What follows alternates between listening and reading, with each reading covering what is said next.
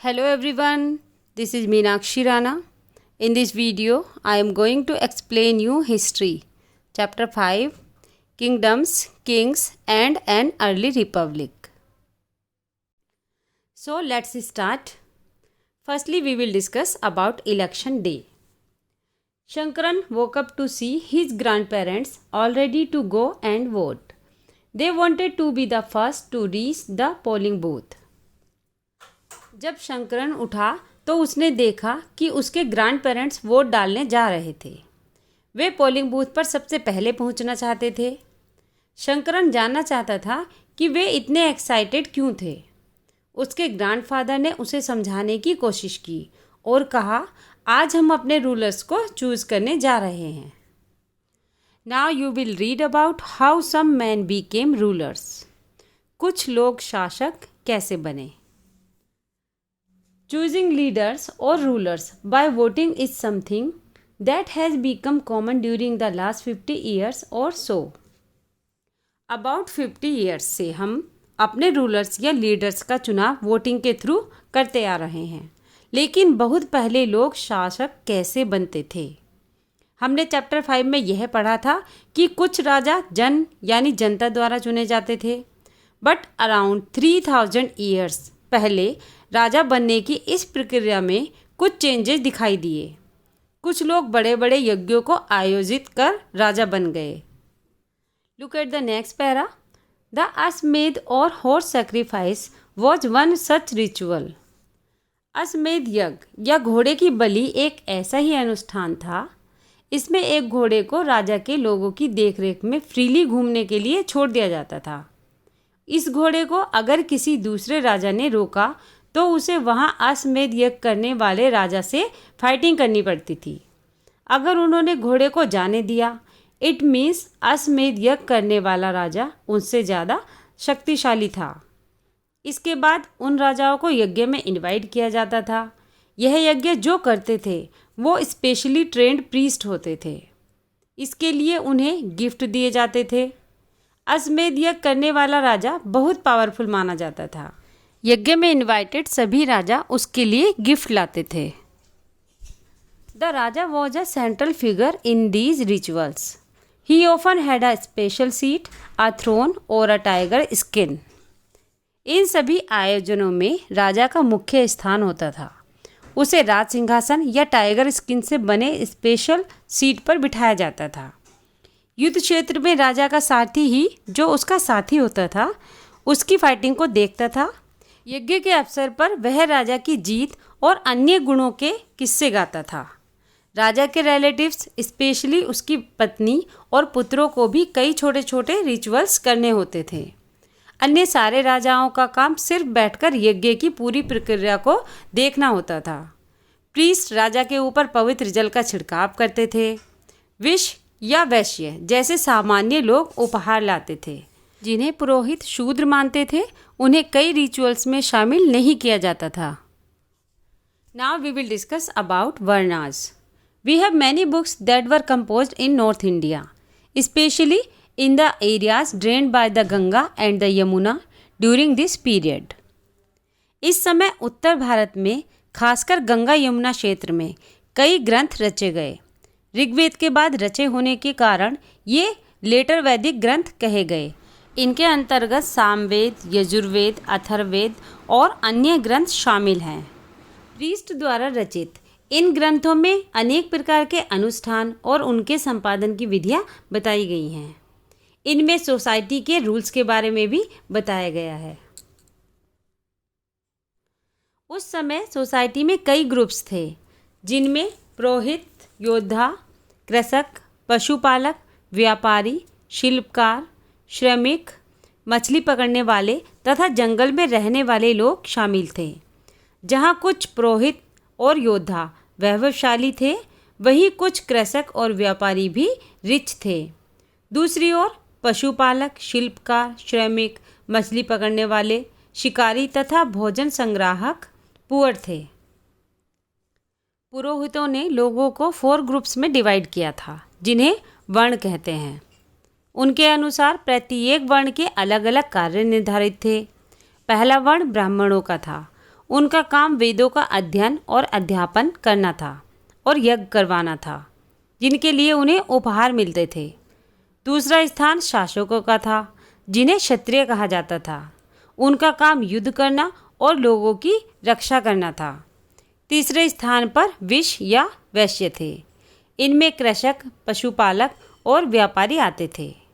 क्षत्रिय और वैश्य दोनों को ही यज्ञ करने का अधिकार प्राप्त था। वर्णों में अंतिम स्थान शूद्रों का था। इनका काम अन्य तीनों वर्णों की सेवा करना होता था। इन्हें कोई अनुष्ठान करने का अधिकार भी नहीं था। प्राय औरतों को भी शूद्रों के समान ही माना जाता था। महिलाओं और शूद्रों को वेदों के अध्ययन का अधिकार नहीं था। पुरोहितों के अनुसार सभी वर्णों का निर्धारण जन्म के आधार पर होता था। फॉर एग्जाम्पल, ब्राह्मण माता पिता की संतान ब्राह्मण ही होती थी। बाद में कुछ लोगों को अछूत माना गया। अछूत वर्गों में कुछ शिल्पकार, शिकारी तथा भोजन संग्राहक शामिल थे।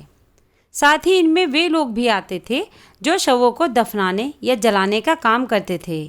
इन लोगों से संपर्क अपवित्र माना जाता था। कई लोगों ने ब्राह्मणों द्वारा बनाई हुई इस वर्ण व्यवस्था को स्वीकार नहीं किया। कुछ राजा स्वयं को पुरोहितों से श्रेष्ठ मानते थे। कुछ लोग जन्म के आधार पर वर्ण निर्धारण सही नहीं मानते थे। इसके अतिरिक्त कुछ लोग व्यवसाय के आधार पर लोगों के बीच भेदभाव उचित नहीं समझते थे, जबकि कुछ लोग चाहते थे कि अनुष्ठान संपन्न करने का अधिकार सबका हो। कई लोगों ने छुआछूत की आलोचना की। इस सब कॉन्टिनेंट के नॉर्थ ईस्ट जैसे कई इलाकों में सामाजिक आर्थिक असमानता बहुत कम थी। यहाँ पुरोहितों का प्रभाव भी बहुत सीमित था। Now we will discuss about janapadas. The rajas who performed these big sacrifices were now recognized as being rajas of janapadas rather than janas. महायज्ञों को करने वाले राजा अब जन के राजा न होकर जनपदों के राजा माने जाने लगे। जनपद का शाब्दिक अर्थ वह लैंड जहां जन ने अपना पैर रखा और वहीं सेटल डाउन हो गए। कुछ इंपॉर्टेंट जनपद मैप 4 में दिखाए गए हैं। Look at this map. Archaeologists have excavated a number of settlements in these janpadas, such as Purana Kila in Delhi, Hastinapur near Meerut, and Atranji Kheda near Etah. The last two are in Uttar Pradesh. Archaeologist ने इन जनपदों में कई बस्तियों की खुदाई की, जैसे दिल्ली में पुराना किला, उत्तर प्रदेश में मेरठ के पास हस्तिनापुर और एटा के पास अतरंजी खेड़ा इनमें मेन है।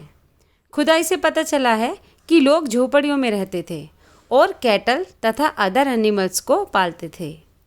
वो लोग कई प्रकार की फसलें ग्रो करते थे, जैसे rice, wheat, barley, pulses, sugar cane, sesame. Is there a crop in this list that was not mentioned in chapter 4? क्या इस लिस्ट में आपको किसी ऐसी फसल का नाम मिला है जो चैप्टर 4 में नहीं है? They made earthen pots. Some of these were grey in color, others were red. One special type of pottery found at these sites is known as painted grey ware. लोग मिट्टी के बर्तन भी बनाते थे। इनमें कुछ ग्रे कलर के और कुछ रेड कलर के होते थे। इन साइट्स पर पाए जाने वाले एक स्पेशल टाइप के मिट्टी के बर्तनों को पेंटेड ग्रे वेयर के रूप में जाना जाता है। पेंटेड मीन्स इन बर्तनों के ऊपर चित्रकारी की गई है। ये चित्रकारी सिंपल लाइंस और जियोमेट्रिक पैटर्न्स में है। Now I am going to explain you mahajanapadas. अबाउट 2500 years ago, some janapadas became more important than others and were known as mahajanapadas. लगभग 2500 ईयर्स पहले कुछ जनपद दूसरों की तुलना में अधिक महत्वपूर्ण हो गए थे और उन्हें महाजनपद के रूप में जाना जाता था। कुछ महाजनपदों को इस मैप में दिखाया गया है। ज़्यादातर महाजनपदों की एक कैपिटल होती थी। इनमें से ज़्यादातर फोर्टिफाइड थे, मीन्स इनके चारों ओर लकड़ी, ईंट या पत्थर की ऊंची ऊंची दीवारें बनी हुई होती थीं। Forts were probably built because people were afraid of attacks from other kings and needed protection. It is also likely that some rulers wanted to show how rich and powerful they were by building really large, tall and impressive walls around their cities. किले शायद इसलिए बनाए जाते थे क्योंकि लोग दूसरे राजाओं के अटैक से डरते थे और उन्हें प्रोटेक्शन की नीड होती थी। कुछ किंग्स अपनी सिटीज़ के चारों ओर विशाल, ऊंची और प्रभावशाली दीवार खड़ी कर स्वयं को रिच और पावरफुल भी दिखाते थे। इस तरह से किले के अंदर रहने वाले लोगों और लैंड को किंग द्वारा इजीली कंट्रोल किया जाता होगा। इस तरह की बड़ी दीवार बनाने के लिए बड़े प्लान की नीड होती थी। हज़ारों या फिर लाखों ईंटों और पत्थरों का इंतज़ाम करना पड़ता था। हज़ारों मैन, वीमेन और चिल्ड्रन ने इसके लिए बहुत परिश्रम किया होगा और इन सब के लिए संसाधनों की नीड होती होगी। Look at this picture. यह कौशाम्बी किले की दीवार है। यह पिक्चर आधुनिक उत्तर प्रदेश के इलाहाबाद के पास मिली ईंट की दीवार का अवशेष है। इसके एक भाग का निर्माण लगभग 2500 ईयर पहले हुआ था। The new rajas now began maintaining armies. Soldiers were paid regular salaries and maintained by the king throughout the year. New kings अब सेना रखने लगे थे। सोल्जर्स को रेगुलर सैलरी दी जाती थी और पूरे साल राजा द्वारा रख रखाव किया जाता था। कुछ पेमेंट सिक्कों के रूप में किए जाते थे। इन सिक्कों के बारे में आप चैप्टर 9 में पढ़ेंगे। Now we will discuss about taxes. As the rulers of the Mahajanpadas were building huge forts, maintaining big armies, they needed more resources and they needed officials to collect these. महाजनपदों के राजा बड़े बड़े किले बनवाते थे और बड़ी सेना रखते थे, इसलिए उन्हें ज़्यादा संसाधनों की नीड होती थी और उन्हें इसे कलेक्ट करने के लिए अधिकारियों की भी नीड होती थी। इसलिए महाजनपदों के राजा लोगों द्वारा लाए गए उपहारों पर डिपेंड न रहकर अब नियमित रूप से कर वसूलने लगे थे। फर्स्ट पॉइंट, क्रॉप्स पर लगाए गए टैक्सेस सबसे इम्पोर्टेंट थे क्योंकि ज़्यादातर लोग फार्मर्स थे। यूजुअली उपज का 1/6 पार्ट टैक्स में दिया जाता था, जिसे भाग या शेयर के नाम से जाना जाता था। सेकंड पॉइंट, कारीगरों के ऊपर भी टैक्स लगाए गए जो प्राय श्रम के रूप में चुकाए जाते थे। फॉर एग्जाम्पल, एक बुनकर, लोहार या सुनार को राजा के लिए महीने में 1 दिन काम करना पड़ता था। नेक्स्ट, पशुपालकों को भी टैक्स पे करना पड़ता था एनिमल्स के रूप में। नेक्स्ट पॉइंट, व्यापारियों को सामान खरीदने और बेचने पर भी टैक्स देना पड़ता था। नेक्स्ट पॉइंट, हंटर्स और गैदरर्स को जंगल से प्राप्त वस्तुएं देनी पड़ती थीं। Students, remaining part of this chapter I will explain you in next video. If you like this video, please subscribe to my channel and don't forget to press the like button. Thanks for watching. Have a good day.